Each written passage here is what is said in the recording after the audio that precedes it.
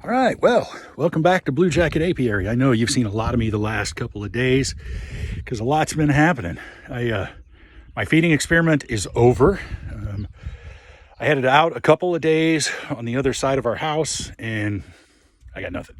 I saw no bees, none at all, none whatsoever.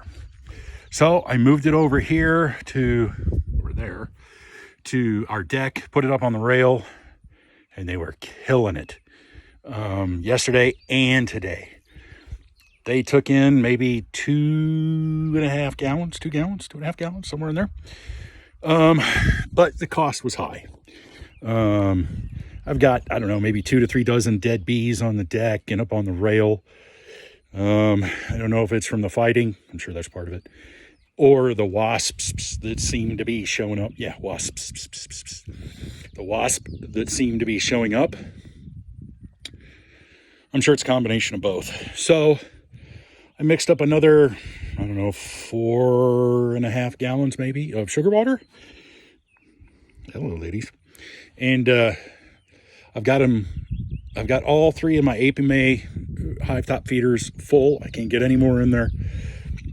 The Carniolans, man, they're killing it. They're making a lot of comb, and I'm happy about it. The Russians are right on their heels. I mean, right behind them, really, really close. Quite happy with that.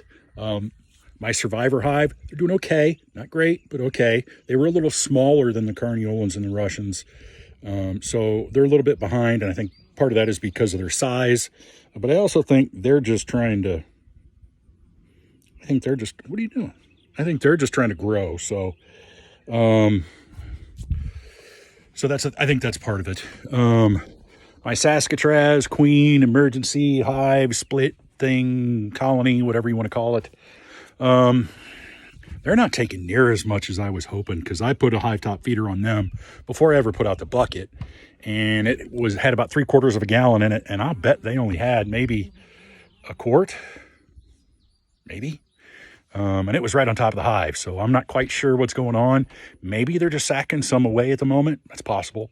They were smaller than, I don't know. They were pretty close to the Survivor hive from last year, so that may be part of it. My unknown hive, the original split I did a month and a half, 2 months ago, the first one, that I thought was queenless. Turns out they weren't. The queen was on a mating flight. That hive,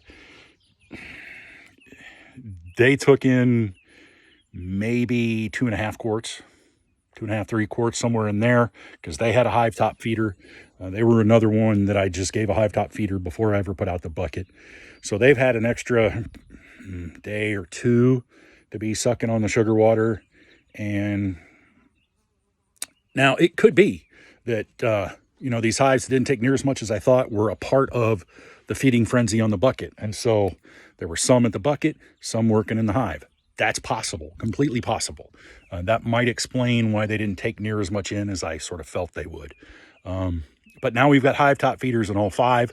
We'll see how that goes. I got to keep an eye on them because I really got to keep that quote unquote flow going. Holy cow, you're a black one. Oh, sweet.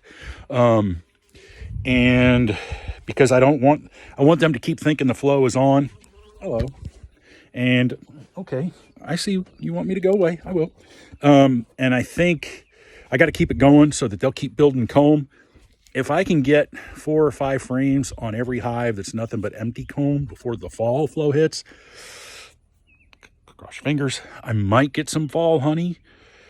Depends on how our flow is this fall. We'll see.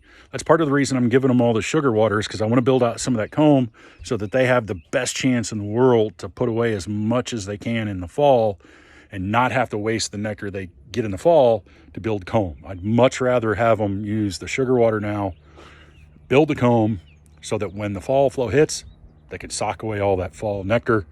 And hopefully I'll have some left over in the spring, and I can get some fall honey and some spring honey. That would be awesome to be able to taste the difference and show the difference.